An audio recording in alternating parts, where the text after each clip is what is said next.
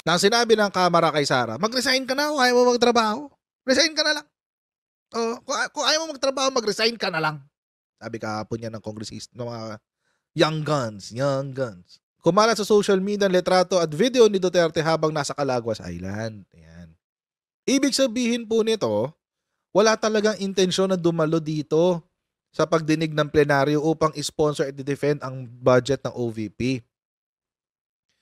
Sapagkat kung meron po siyang intensyon, dapat Sunday man lang nandito na siya sa Manila o kaya nakipag-communicate kay sa office ni Kong Zia Alonto Adjong para magkaroon ng briefing at mapaghandaan ng budget sponsor ang mga katanungan po sa OVP. So sabi ni sana yun? Ako Bicol Party List. Yan. Raul Angelo Bongalon. Kung wala ka naman ng gana sa pagtatrabaho mo bilang Vice President, mag-resign ka na lang. Mag-resign ka na lang.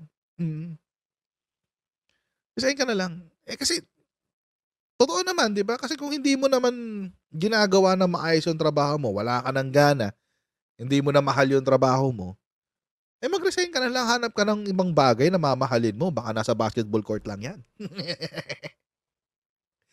Oo, baka nasa basketball court lang yan. Oo, ganun. Mamili ka. Regional trial court o basketball court? Mahilig ko sa sa mga naglalaro sa court. Kung kayo ay nasa US, UK, Canada, Italy, France, Spain, Ireland, and Belgium, pwede na po yung magpadala ng yung mga remittance sa Pilipinas. Gamit po ang Sendwave. Ang gagawin nyo lang ay download ng app. Kumuha kayo ng account, lagay nyo ba ang account details nyo at pwede na kayo magpadala sa GCash, Cash Pickup at iba't ibang mga bako sa Pilipinas.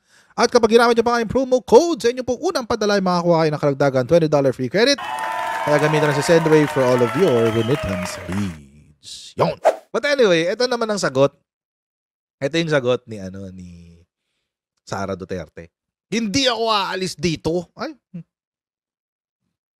Hindi ko siya aalis, guys. Hindi ko umalis. Ay, nako. Hindi ako aalis dito, sabi. Sara Duterte rejects resignation calls from lawmakers. Yun, no? Vice President Sara Duterte on Wednesday said she's not going anywhere after some lawmakers suggested that she resign for her refusal to personally defend the 2025 budget of her office. Yan. Basic kasi yun, mga kochero. Basic yun eh. Kapag vice-presidente ka, of course, your constitutional mandate is to keep your office open para kapag handa ka ng maging successor, ready ka. Ang problema, mga kochero, by her not attending the budget deliberations, and Congress na rin na nagsabi nito, si Gonzales yata, if I'm not mistaken, sa One Rider Party List.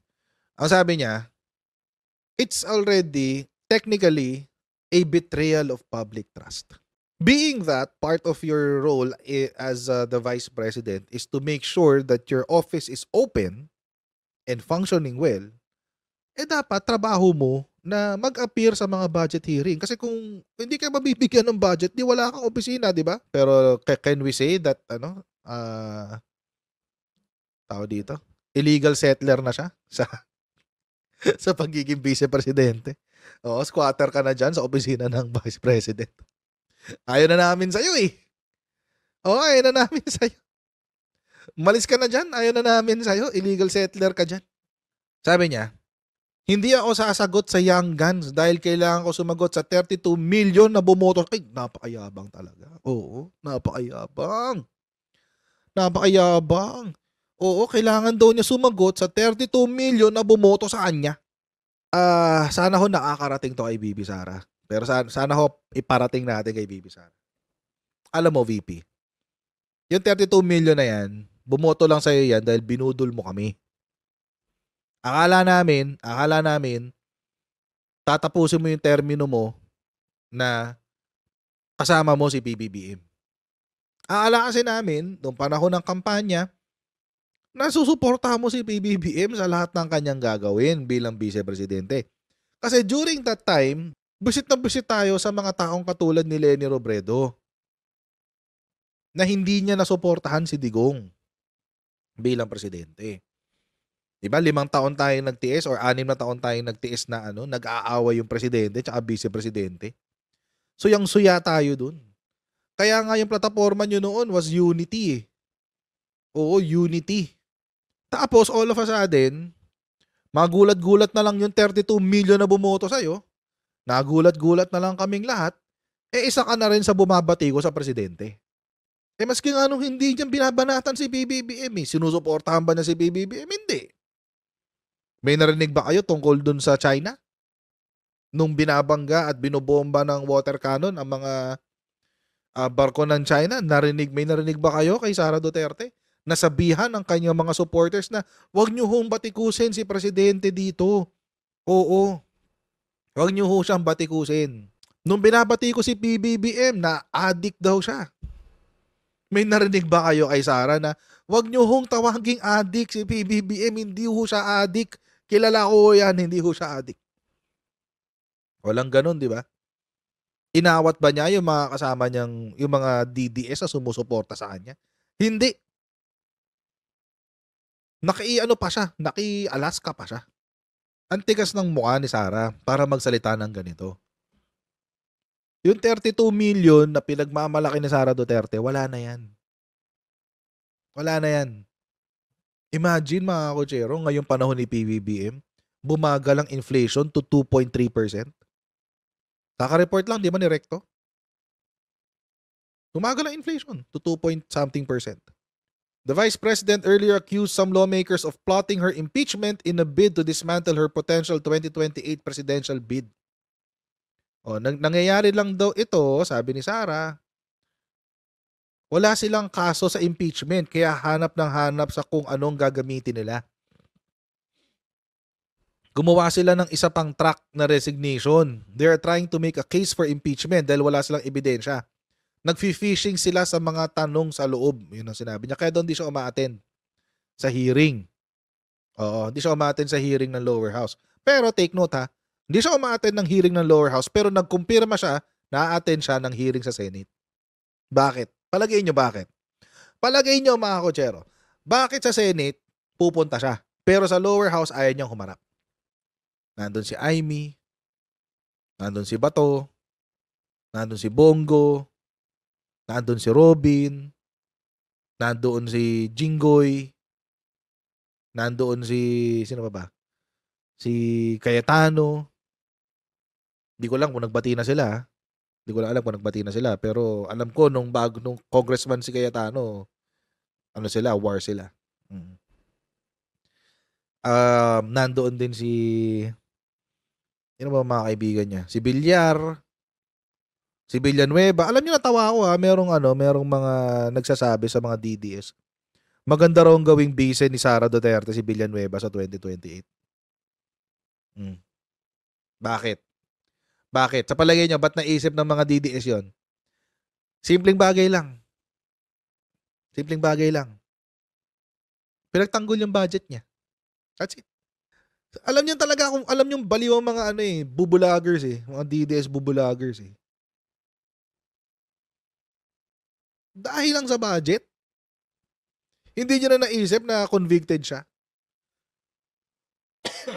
Convicted ng graft yun, di ba? Pero totoo ba? Totoo ba na fishing expedition lang yung ginagawa sa lower house? Hindi. Bakit hindi? Babalikan natin si Luistro. Bakit? Balikan natin si Kong Luistro. Kasi, meron siyang mga tanong na related din sa confidential funds. Actually, ngayon, napapatanong na rin ako. Bakit ba't itong si Sara Duterte kating-kati sa confidential funds? Kasi sabi ni Kong Luistro, I wish to manifest my observation that the irregularities which have been observed in the utilization of confidential fund in the OVP should be checked as well with respect to the utilization of confidential fund of Davao City. During those times, the mayor is no less than our vice president. Alam niyo mga kotsero, nung una pinagtanggol ko to itong fact na to, na ang laki ng confidential fund ni Sara Duterte sa Davao. Sobrang laki. 2016. From 2016 to 2022. Ito yung buong term ni Sara Duterte. Nakadalawang term siya sa Davao na mayor. 144 million nung panahon ni Digong. Okay? 2016. And then 2017, naging 294 million 2017. Tapos 2018, naging 420 million. Ito yung pinakamatindi, oh. 2019, 2020, 2021. 460 million lahat hanggang 2022. Bakit? Alam niyo, napaisip ako nung una eh. Ang una kasi, nung pinagtatanggol ko to,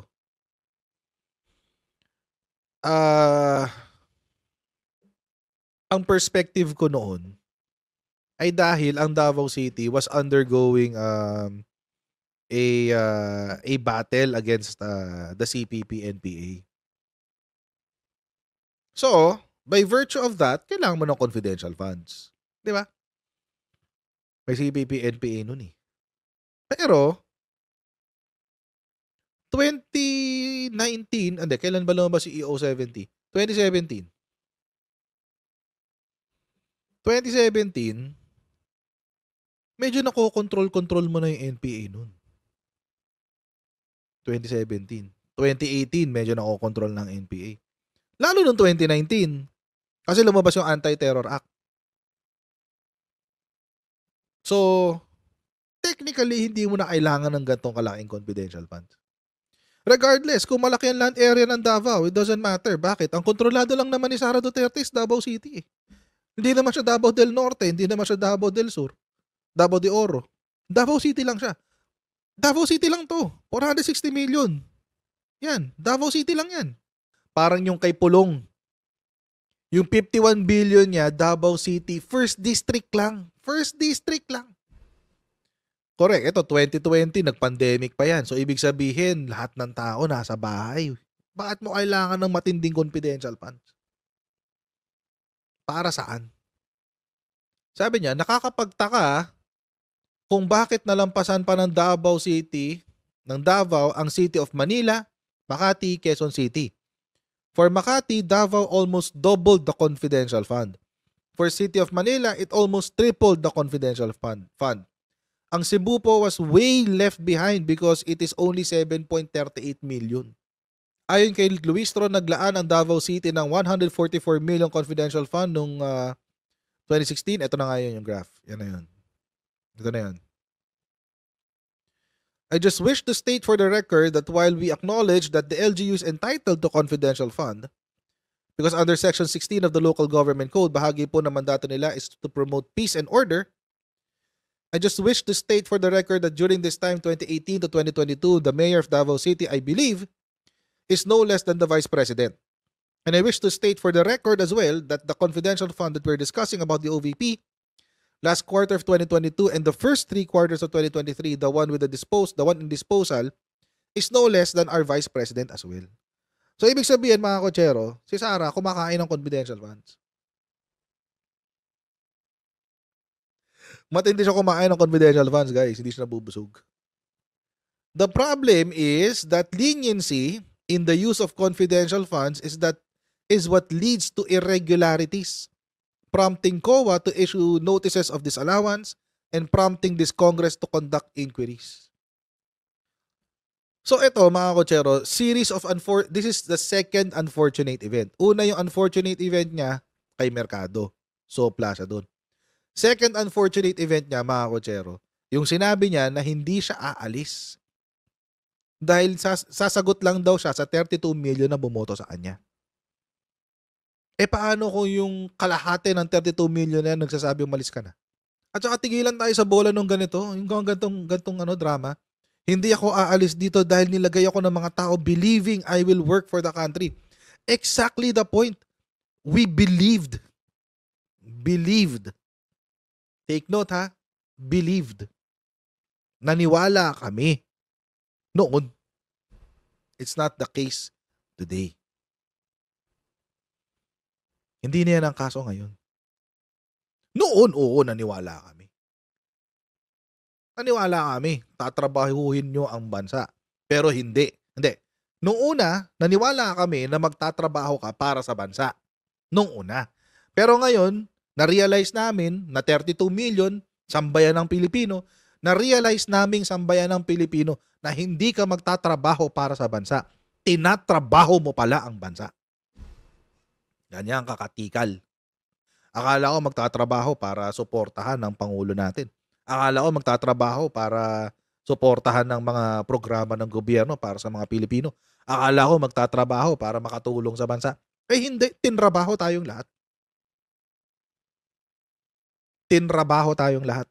Ginamit tayong lahat para makakuha ng dagdag na pera para sa kanya or para kung kanino man. Hindi ko alam. Basta ang obvious dito, mga kotsero, ubos ang confidential funds niya. Yun ang obvious. Yun ang alam natin lahat. Yan ba ganyang klaseng tao ba iboboto niyo sa 2028? Ako out na ako. Kayo na lang kung gusto nyo. Ako out, I'm out. Bahala kayo. Kayo na lang. Ayan. So, ayan mga kotsero, maraming po salamat sa patuloy na pag-support sa ating channel. Huwag niyo po kalimutan mag-like, mag-share, at subscribe sa Coach Jared YouTube channel. May follow tayo sa ating page. Jared Pulido ang pangalan. And I'll see all of you tomorrow sa ating next Coach Jared Live. God bless. We'll see you next time, guys. Bye!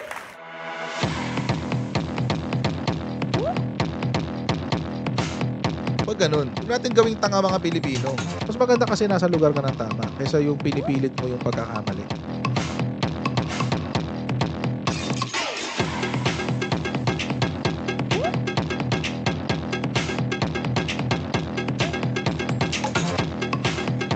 Are they willing to go that far? Hindi makakalimutan ng Pilipino yan hanggat di nasasagot niya.